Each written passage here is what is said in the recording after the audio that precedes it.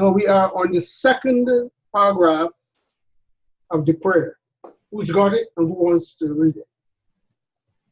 Second paragraph. Well, it depends on how you divide these paragraphs. I might have divided different from you. I think that the way that well, I don't know. I believe and know that this is possible. That's where you start. Right. That's where we are going to now. Mm-hmm. Yeah.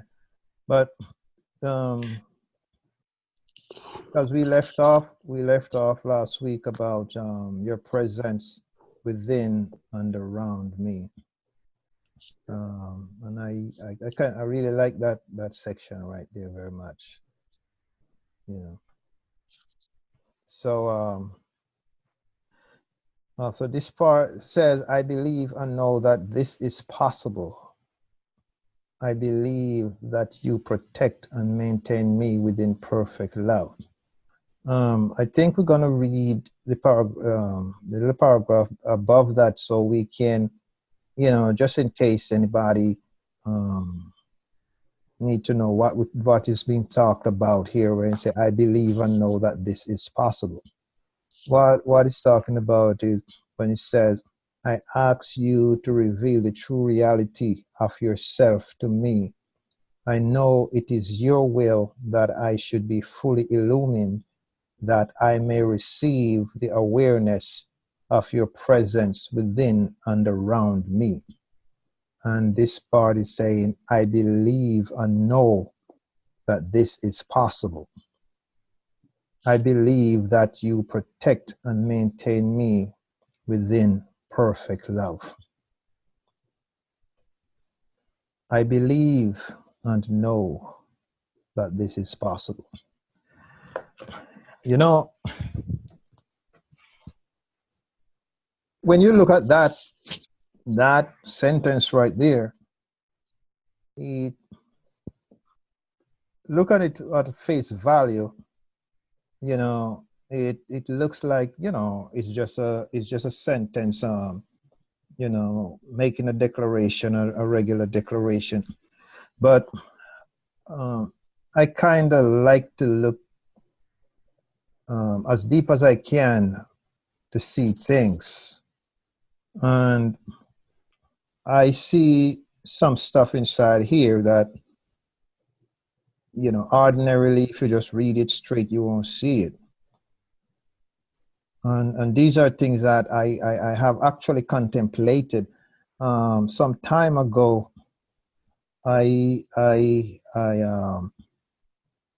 some time ago, I was looking at this particular section right here, where it says, I believe and know.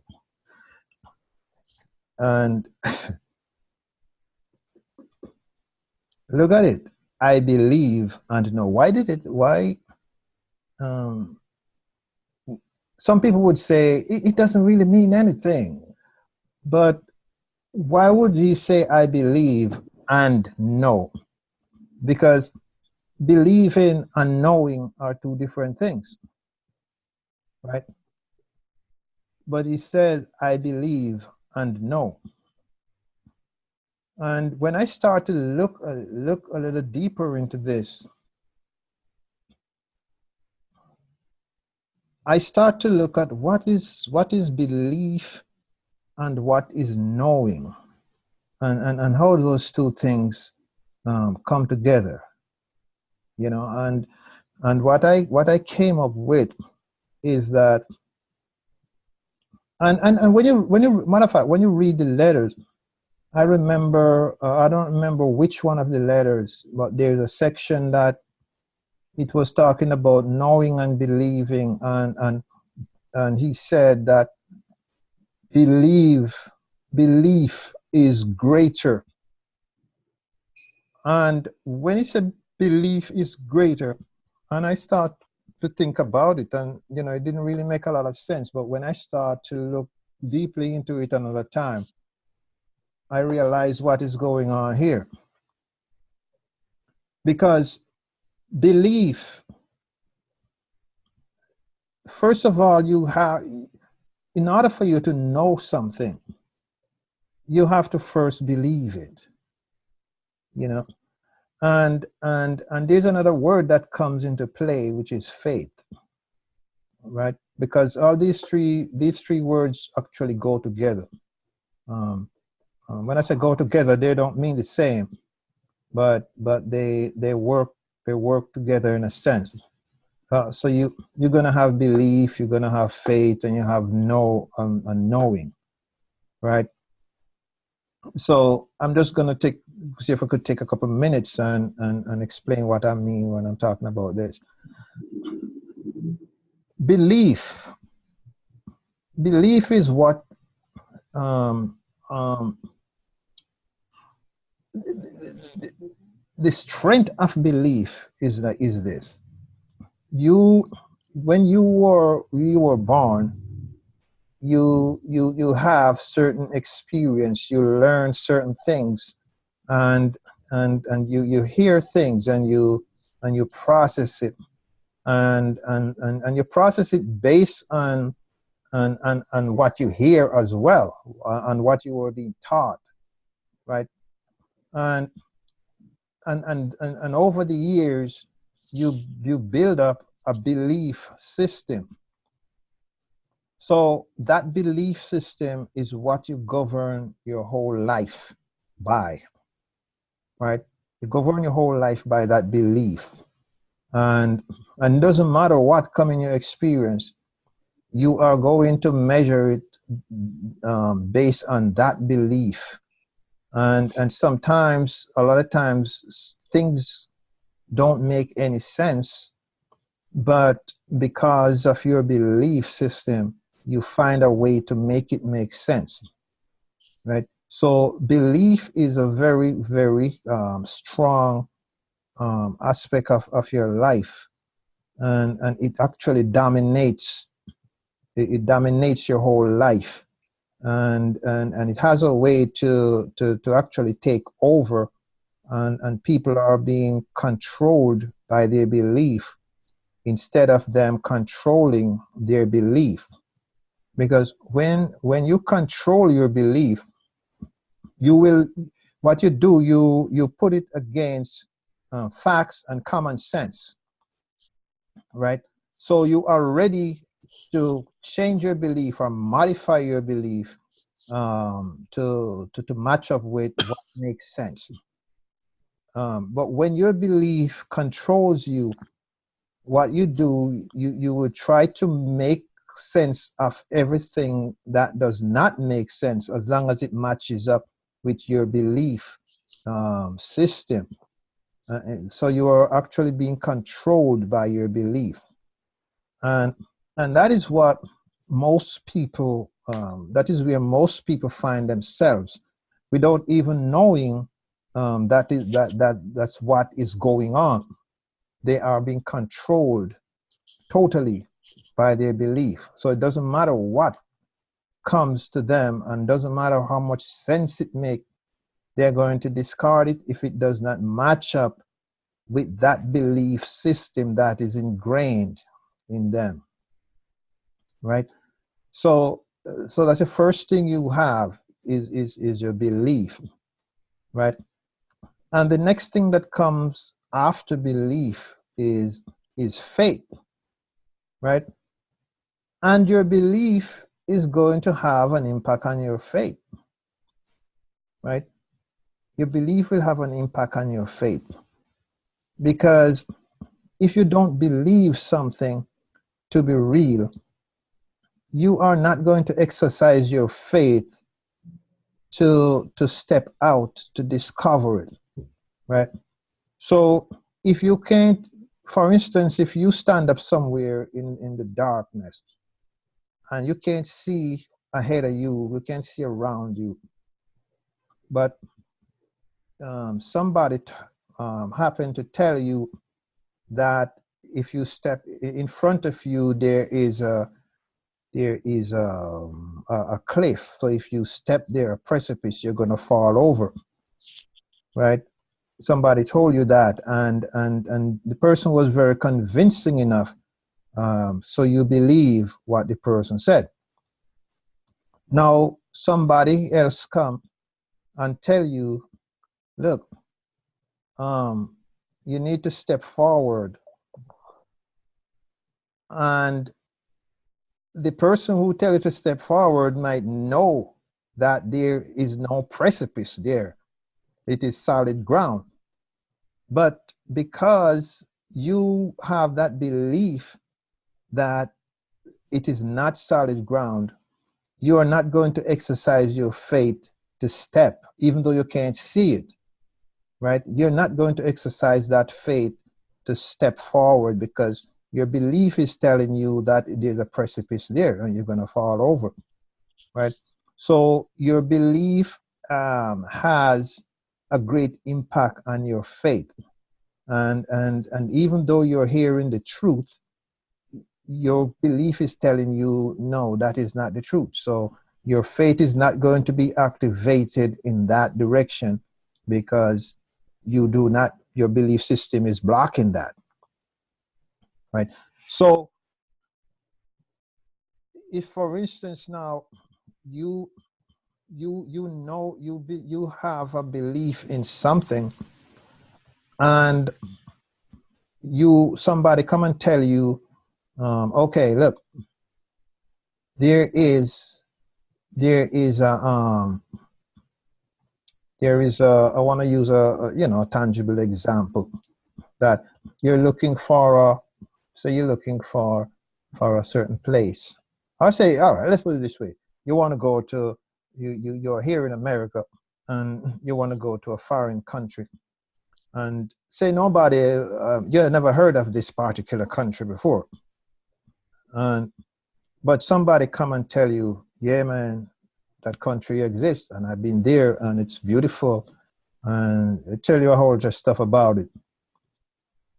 And if you believe that person, right, if your belief system allow you to believe that person, then you are going to activate your faith and take the trip. You know, you never been there, you never seen it, but you believe it, that it's there. So you figure out how to get there. You go and you buy your plane ticket and you board your flight. But all the time you're on the journey, you're not sure. You don't know. But you believe, right? And because you believe, you activate your faith. So your faith come into play. And after when you land and they told you, yes, you reach that particular country, then you know, right? So you have belief, and when you believe, by believing, you activate your faith in that thing that you believe. And then after you activate your faith will allow you to go to the next to take the next step towards knowing, right? So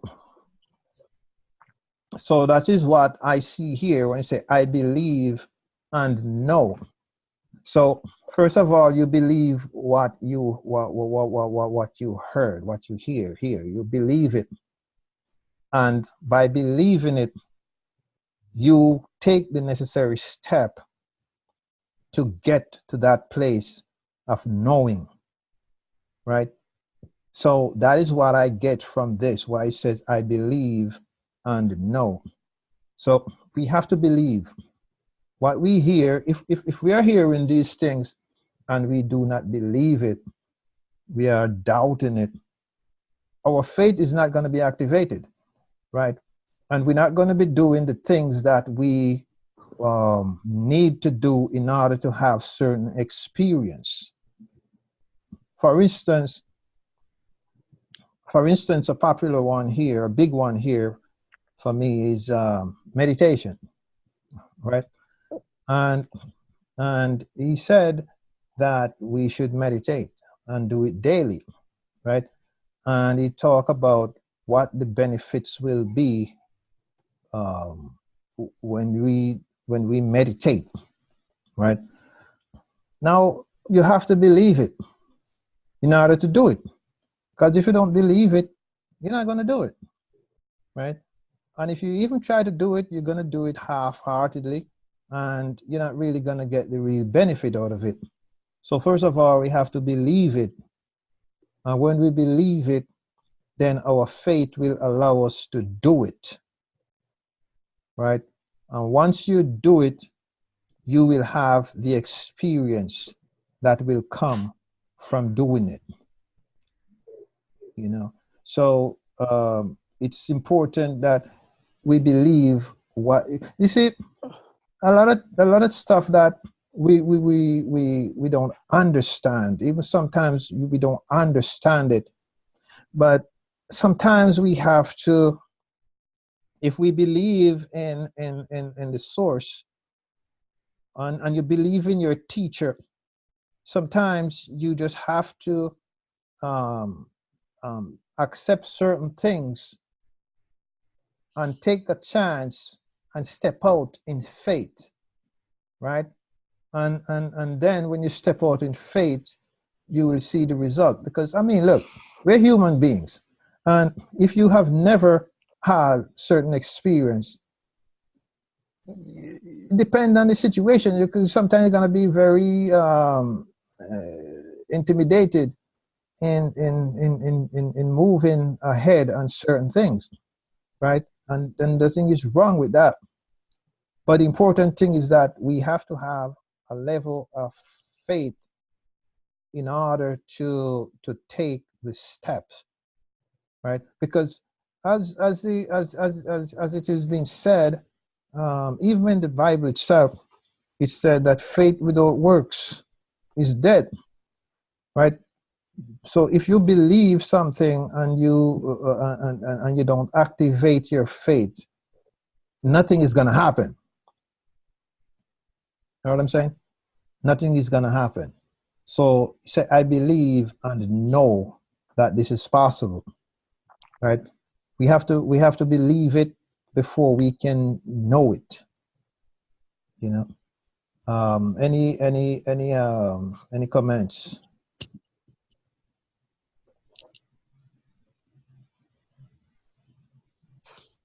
No, I would say you summed it up pretty good. You good, Rich? Yeah, I'm good. Okay. All right.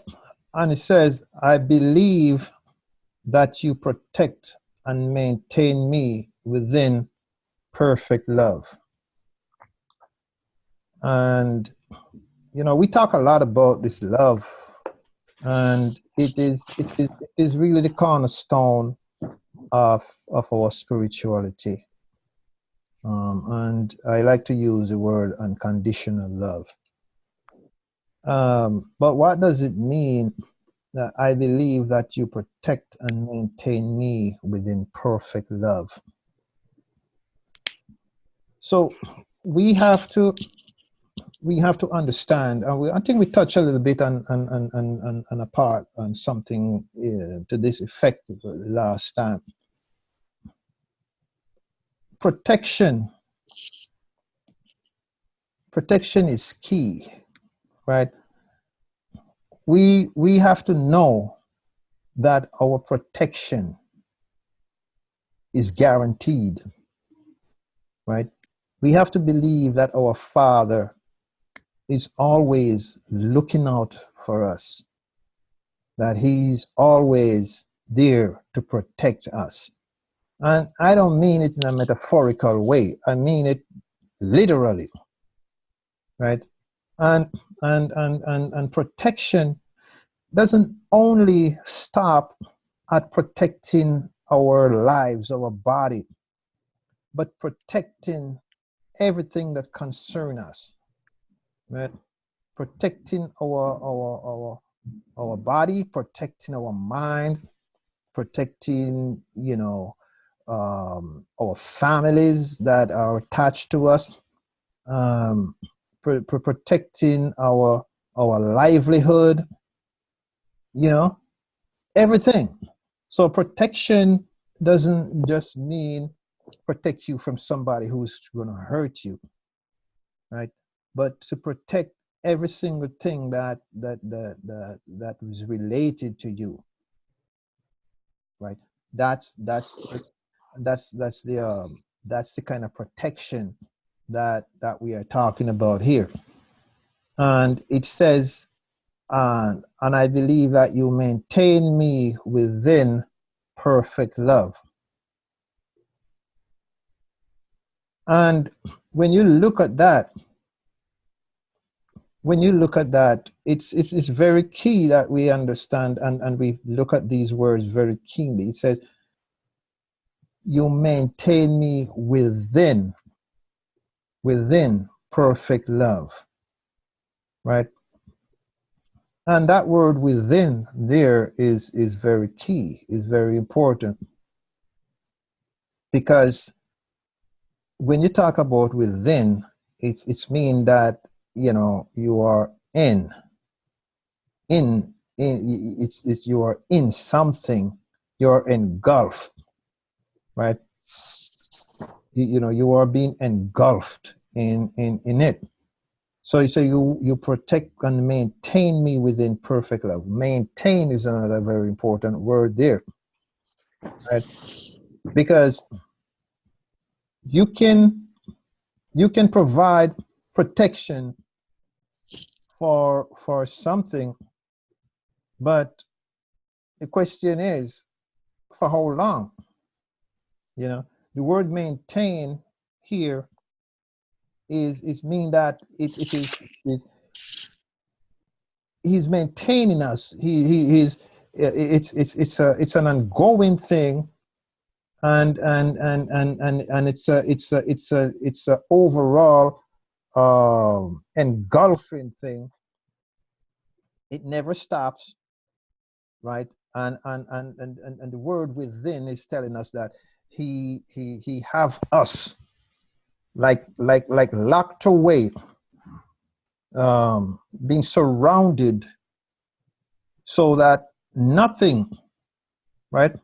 Nothing can touch us without his, well, you would say approval in this sense. You know, I'm not sure it's the right word I'm using, but the fact is that when we bring ourselves into that space, right? When we bring ourselves into that space is totally protected 24/7, right? It has never been a time when you are not being protected and being maintained. And the word maintain there can also mean that the constant you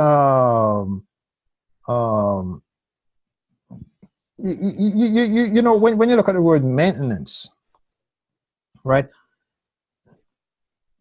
it can mean that it's an sorry, if there's something wrong with your car, right, you have to maintain your car in order for it to serve to work for you, right?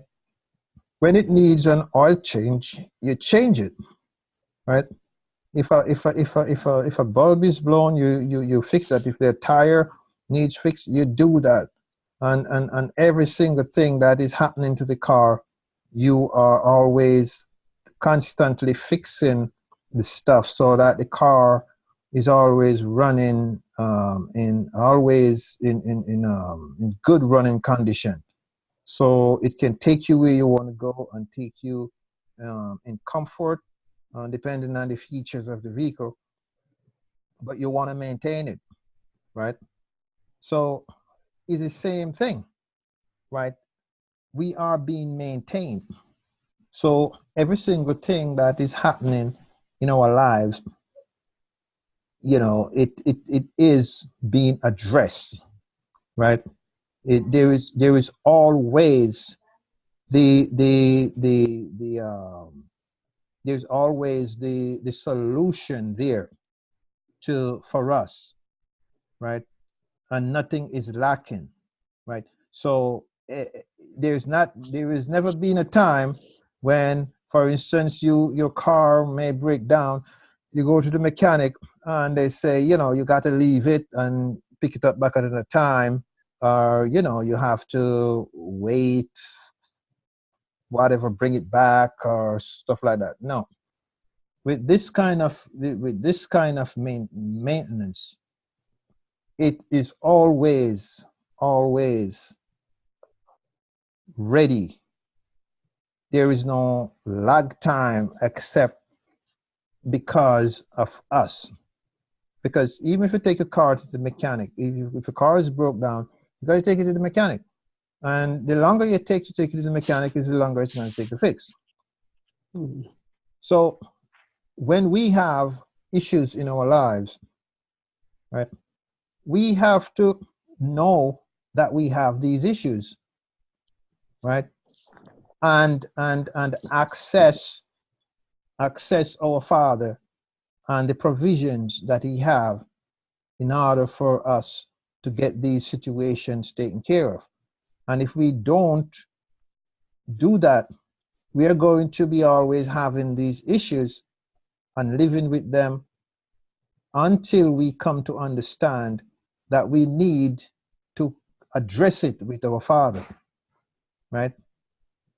Just like if you don't take the car to the mechanic, it's not going to get fixed unless you're going to fix it yourself, right? And we don't know how to fix jack in our lives, because all we know how to do is mess things up, So we just need to always understand that this is here for us. The maintenance is always there, and it is, and the last part of it is within perfect love, right? That means even if you purposely mess things up, right?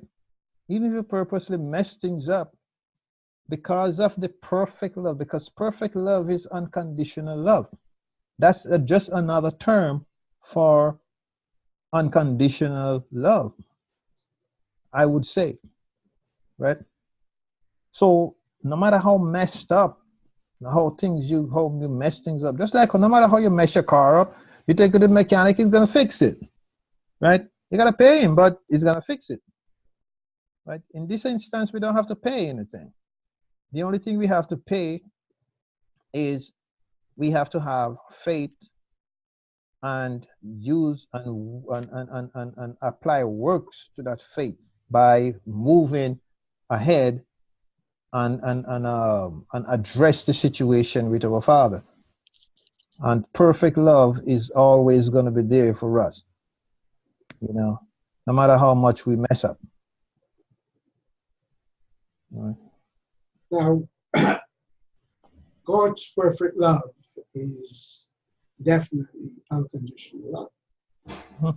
And when we're protected, the reason why we are protected and maintained within that perfect love is so that we can express, we can practice that unconditional love to other people.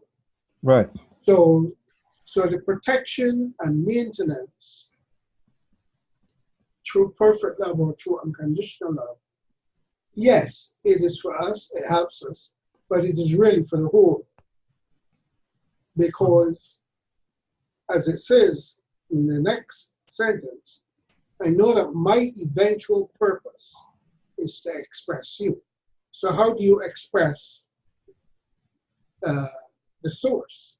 You express the source through the practice of unconditional love. Correct. So that people can see that God is a God of unconditional love, not a God of punishment, right? Or God who decides to take away your car or your house or your relationship or something because you messed up. No, you're protected and you're maintained within that unconditional love. It is, and the reason it is unconditional love is because no conditions are required. Right. You don't need to make no burn sacrifices. You don't need to fast 40 days. You don't need to do any of that stuff. It is unconditional love, protection, and maintenance with you forever. But it's up to you to be able to accept it and run with it. So our purpose is to express the heavenly parent, and then the only way that can be done is by practicing unconditional love around you, with the people in your family, your loved ones, even the people at work that you don't get along with.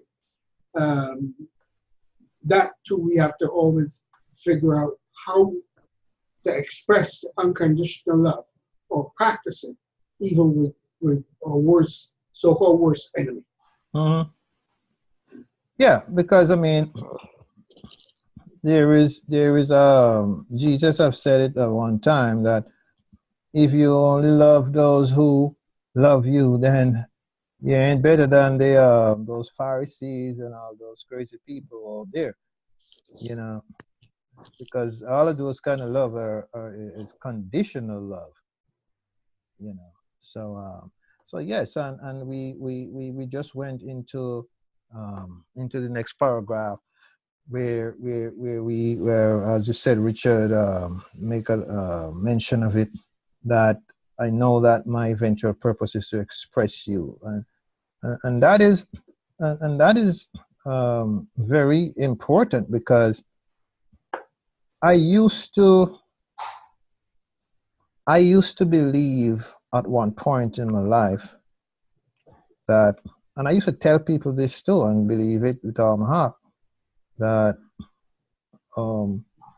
our purpose here is to serve God, but it's the serving God was not defined, right? What does it mean to serve God, right? And now I don't look at it like that. I look at it to express God, right? And the only way we can express God, as it said, is how we relate to each other. You know, it's how we relate to each other. And the next part says, as I speak to you, I know that you are perfectly receptive of me. Right? Now, this prayer here is teaching us how to speak to God, how to speak to our source of being. And if you follow the pattern of this prayer, it is not the kind of prayer that we are accustomed to, by praying and asking God for a lot of stuff, and keep on praying and asking, and we keep asking and asking and hoping that at some point he is going to hear us and have mercy upon us and give us what we are asking for. But this is saying that as I speak to you, I know that you are perfectly receptive of me. How we speak to God, right? If we're going to come and ask him for all kind of stuff, it's like we're not really speaking to him, because he's not hearing those kind of stuff. These are not the things that are being heard by the Father. Because we have to understand that the Father is not a man like you and I, that you will come to me and you could communicate a lot of stuff to me, and I'm hearing you, and I can respond to you a certain way. There is a way to communicate to God, to our Father, right? And if we don't know how to do it, and we keep doing it wrong, we're not going to get any good result, right? We're not really going to get any good result. We are going to continue beating our chest and beating against a wall, or beating against the door of heaven, hoping that God will hear us, because we are not really praying to Him. We are speaking different language that I would say God don't understand, right? I have to disagree with you on this point. Okay. The Father always will answer our prayer. Doesn't matter. The Father, because the Father is unconditional love, because of the Father's unconditional love for us, the Father will always answer our prayers. Now, the difference is, here's the difference. When your child is 5 or 6 years old, he comes and he asks you for things all the time. I want. And as a father, you will give him because of your love for him. But when that child becomes 30, 35, he doesn't come to you in the same way as when he was 6 years old. He would most likely come and ask, Dad, how are you doing? Is there anything I can help you with? Like that. So I think that what we're seeing here in this prayer is for the child who has grown up. So now he understands the Father differently.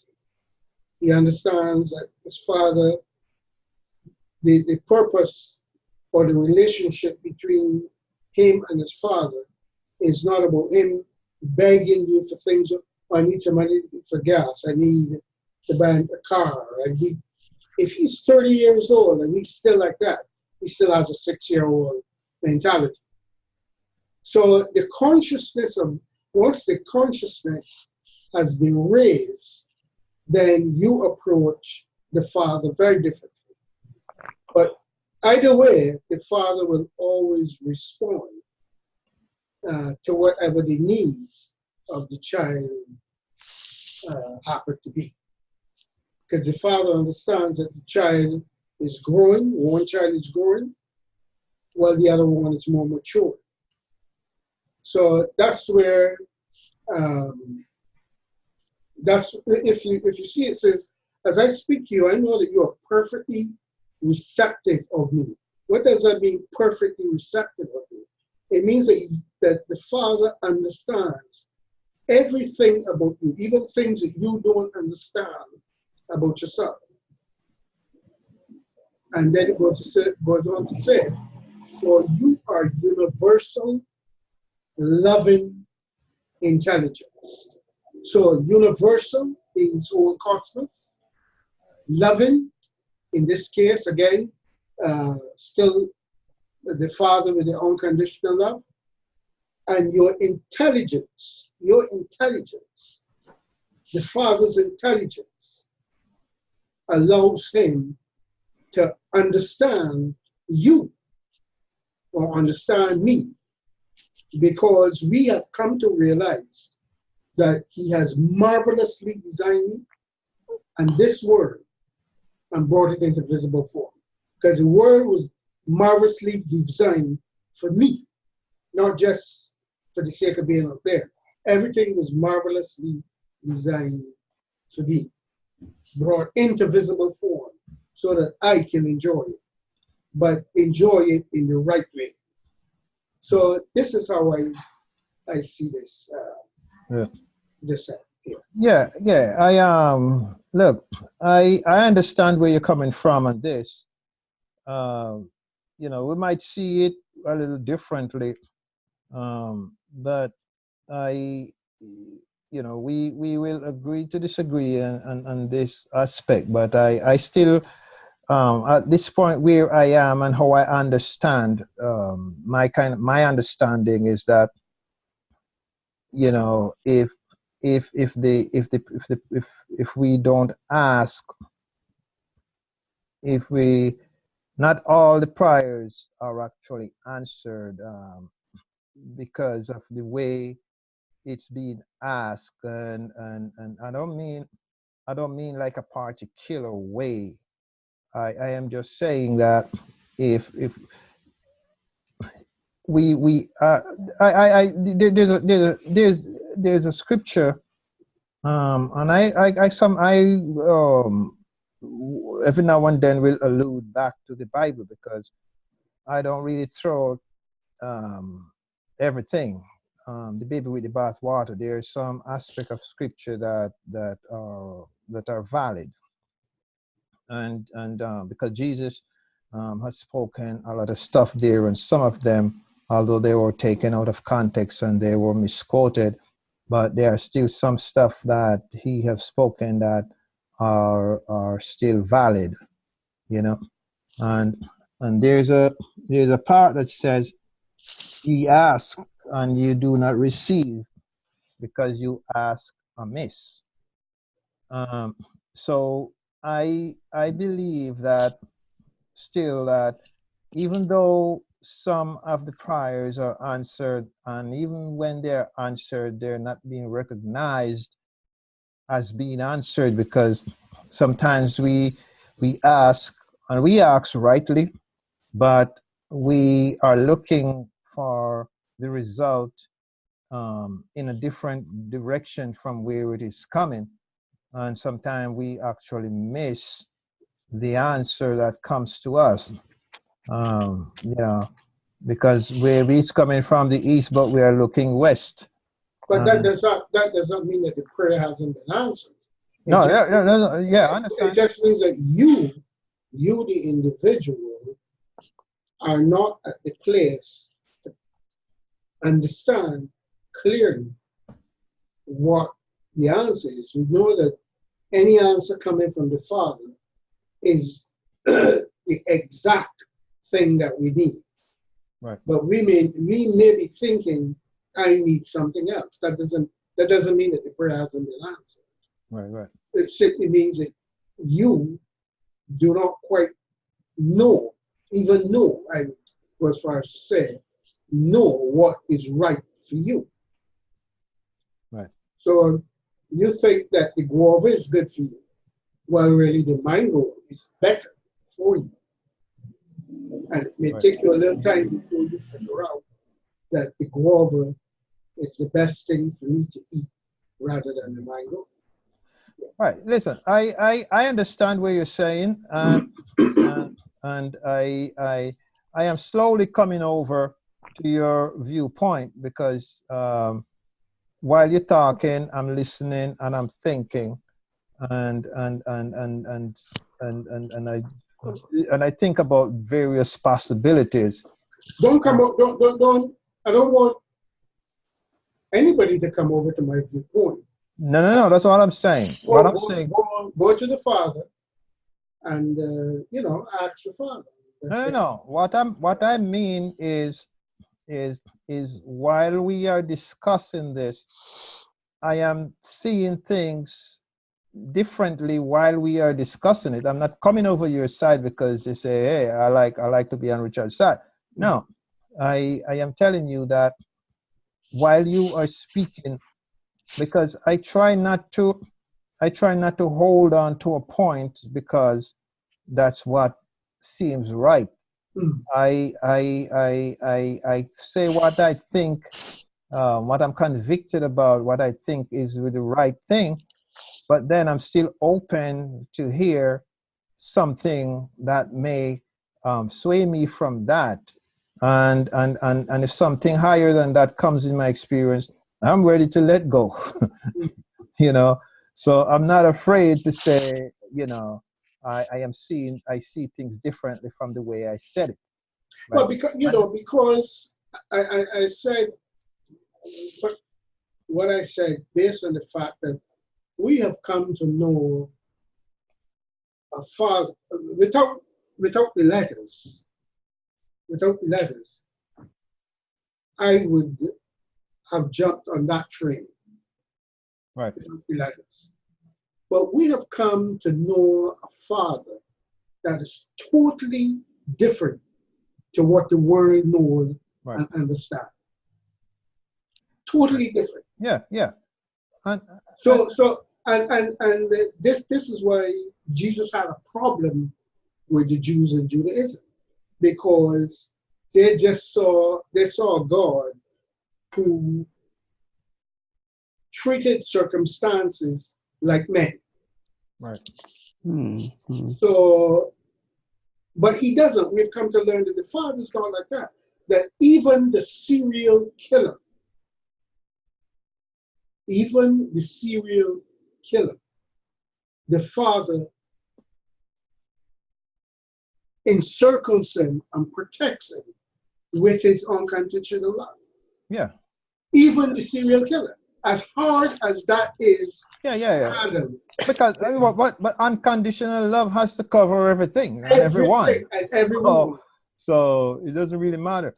Yeah. So But yeah. what I'm saying is that when we go to the Father in earnest and ask, even Jesus said sometimes people who may not be at the highest level of consciousness or even conscious, sometimes they are able to get a glimpse Right. of the Father, Right. or get a glimpse of experience in the Father. And I think that it isn't because the Father doesn't want to be around you or within you or whatever. It is you that do not know that while you were drifting all over the place, the Father is still trying to protect you. Right. He's still hoping that you will come to the realization that all that I have as the Father belongs to you. Right. Prodigal son, I mean, like you said, we may not want to use the scriptures, but sometimes the scriptures have very interesting things. The prodigal son is one. Right. Look what happened with the prodigal son. He had everything. He went out, he squandered whores, prostitutes, and drinking, smoking ganja, all kinds of things he doing. But then, when he realized where he was, he decided to come back to the Father. Yep. And what happened? The Father came running towards him and told the whole household, look, prepare a party, fatted calf, kill this. Yeah. So That that's how I view the Father. yeah, that particular story, I hope that I'm looking forward to expand some more on that at some point. But real quick, I want to touch back on what we were discussing and why I even come to closer to your side of the equation, is that, you know, you could look at it this way, that a son asks his father for a car, and the father would answer and give an answer, but the son did not pay any attention to that because he believed that he should get a car. But maybe the father might answer and said, okay, first you got to learn to drive, right? So that's an answer. It father didn't say no, you're not gonna get a car, but you say, okay, you have to learn to drive. So that is the answer. Go learn to drive first, right? And then after you go and learn to drive, and maybe there are some other things that you have to exercise by exercising responsibility and have certain other experience. Then when those experiences are being fulfilled, then you get the car. So that is why I said that, you know, while we were talking, those things came to my mind, and then I said, yeah, it's a possibility that every single prayer was answered, but they were not answered the way in which we expect them Expected. to answer, because sometimes the things we ask for, we are not ready for it as yet. Anyway, there are certain steps that we have to take before that can come in our experience. And that is why I believe that a lot of people, a lot of times we do not um, see our prayers and realize, because what we are looking for is not what came to us. You know, what came to us, we were supposed to pay attention to some not we should not be looking for any particular thing when we pray. We should be listening to hear what is being said to us, what steps we need to take before we that thing come in our experience. So what what I would say here is that it just came to me, my mind is that it's not that the prayers are not answered, but that our expectations or expectation may not be answered. Correct. Yeah, Mm. it's just like taking your son down the road. You're walking with your son, and in his mind, he's thinking, "I'm gonna ask my father to buy me some fish cakes," but you know that he is allergic to fish. Right. But because of where he's at, he's not thinking about that. Right. But as the parent who must protect him with your unconditional love at all times, you will do what is right, even though he may be disappointed. Yeah. So you might buy him something else because you know that he's hungry and he Yeah, need to yeah, eat. yeah. You may give him some, So you give him probably give him something something else. else. Yes. Right. But So, but but but he might show a and tantrum because he doesn't know that you are protecting him. that's right. That's right. But once he grows up and learns the danger of that thing, Mhm. well, as he grow up, he might even grow out of it, really, Right. you know.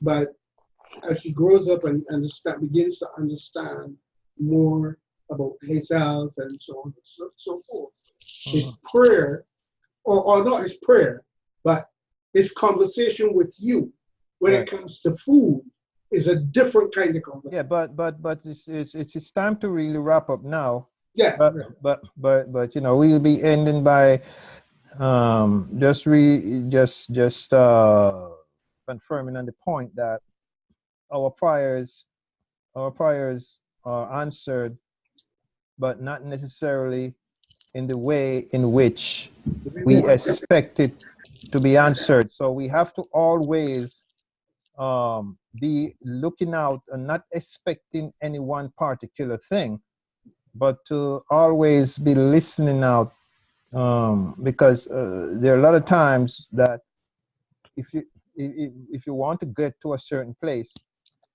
you might not be able to get there immediately, but you have to do some moving around before you get there. And that is something that is important for us to remember. And with that little boy that Richard talked about, he might be thinking that he asks his dad for something and it was not being fulfilled. And that is all he's thinking about, that it was not being fulfilled, not thinking, realizing that it was being fulfilled in the best possible way. That's right. you know so it's not what you want, but is what is the right thing for you, especially if you are moving in a certain direction. The Father knows exactly what is best for you to get there, and he will bring it to our attention and help us to navigate towards that.